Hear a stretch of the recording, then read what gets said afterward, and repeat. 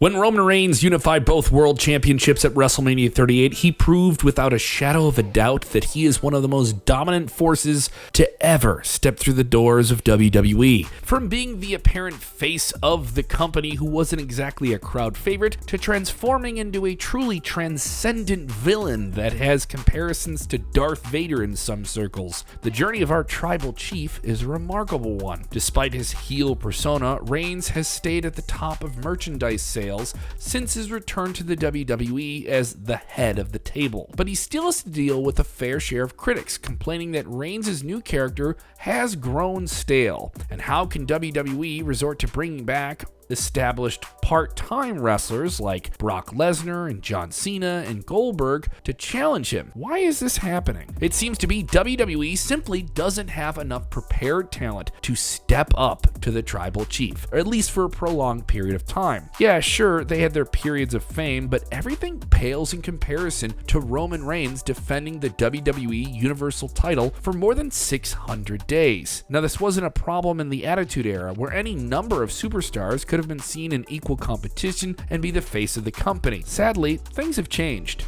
WWE has a slim class of talents who could actually get in the ring with Reigns right now and be a serious threat. It lays up the question, who can dethrone him? So who could it be? Seth Rollins? Their story dates back all the way to their days in The Shield, debuting on the WWE main roster together and becoming one of the more formidable factions in recent memory. How Seth freaking Rollins also cashed in his Money in the Bank briefcase on Roman and Brock Lesnar at WrestleMania 31 and won the WWE World Heavyweight title, stealing Roman's big moment. Now, WWE used that history to hype up a match between Rollins and Reigns at Royal Rumble 2022, but we all know how the tribal chief wrecked Rollins in that battle. It was the match of the night. Not much has changed about Seth's character since then, but could WWE revamp the Visionary to be a credible threat for Roman again? They have history, but can history repeat itself again? Rollins recently became the first foe to face the sensational returning Cody Rhodes, who jumped back to WWE after a successful run in All Elite Wrestling.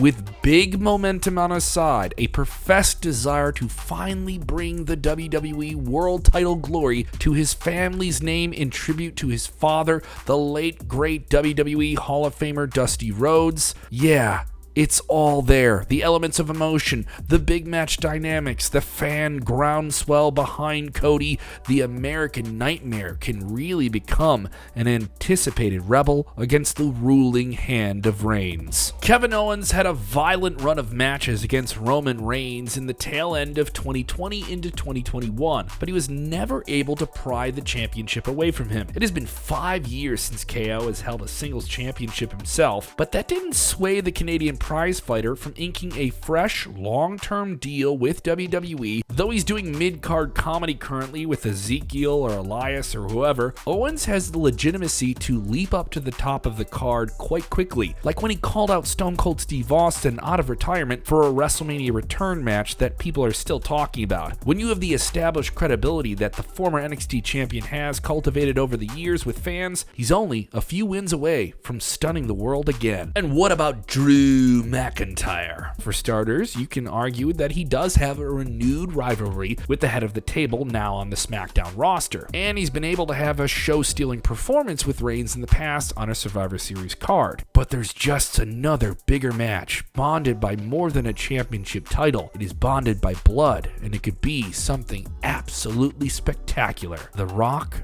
versus Reigns. We're all thinking it. It's all there. But will the WWE Championship be there as a prize? One needs to realize that the People's Champion has other pressing commitments that would only limit his capacity to be a champion for WWE if he was even able to fathom a chance of getting it away from Roman. Surely WWE would require more of their world champion. Does that mean the head of the table will be the champion all the way up to WrestleMania 39? Could he sustain this run that long? That's a lot of television to consume with Roman still at the top. And will fans be patient enough to see that? And does a Rock-Roman match even need a championship to be special? Maybe WWE is now realizing how important it is to have more than just one megastar on the roster. Once again, going back to those Attitude Era days and ruthless aggression, we had The Rock and Stone Cold at the top, and not far behind them were Triple H, Mankind, The Undertaker, and others who could all hang in the main event. All we're saying is that WWE needs to be very calculated in who